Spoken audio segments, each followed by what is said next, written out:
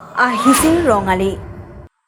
ৰঙালী বিহুটিক আদৰাৰ চলিছে ব্যাপক প্ৰস্তুতি। চৌদিশে ঢোলৰ গুমগুমনি, পেঁপাৰ মাত।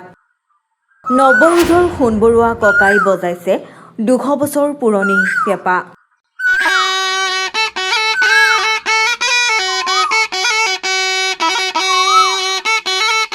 হাটিঙা ৰামপুৰত বাজিছে ২০০ বছৰ অতিক্ৰম কৰা আপুৰুগীয়া পেঁপা।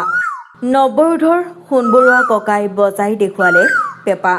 অসমৰ বিভিন্ন প্ৰান্তৰ লগতে জামুগুৰি হাটতো বাপতি সাহোন ৰঙালী বিহুটিক আদৰাৰ চলিছে ব্যাপক প্ৰস্তুতি। ইয়াৰ মাজতে কিন্তু থমকি ৰোৱা নাই হাটিঙা ৰামপুৰৰ নৱৰোধৰ সোণবৰুৱা ককাৰ পেঁপাৰ মাত।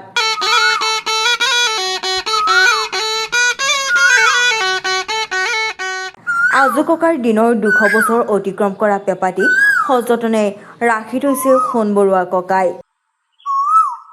বিহু বুলিলেই ককাৰ হেনো গা ৭খন ৮খন হৈ উঠে।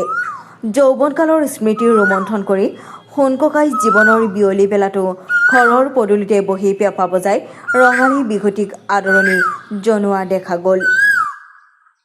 উৎসৱটো মোৰ পেঁপাই সকলোকে জাননী দিয়ে। হয়তো ইয়াত আশে পাশে সুধিলেও ক'ব যে সোণ কাকাই বিহু আহিল মাত্ৰ পেঁপা নেথাই ফোপাই হ'লেও পেঁপাটো বজাই থাকে অকলে। আকৌ ল'ৰা ছোৱালীবিলাকক আহিলে লগতে ভালো লাগে, তেতিয়া মই ল'ৰা ছোৱালীবিলাকতো লগত আকৌ কোনোবাই মাতে আকৌ গৈ পেলাই আকৌ গছৰ তলত পাই যাওঁগৈ। এতিয়াও কিন্তু খোজকাঢ়ি যাব নোৱাৰোঁ, থিয় হৈ থাকিবও নোৱাৰোঁ, কিন্তু চকী এখন দি লৈ যায়। বয়স কিমান হ'ল? বয়সটো প্ৰায় ৯০ বছৰে হ'লি আৰু প্ৰায় প্ৰায়ে আৰু।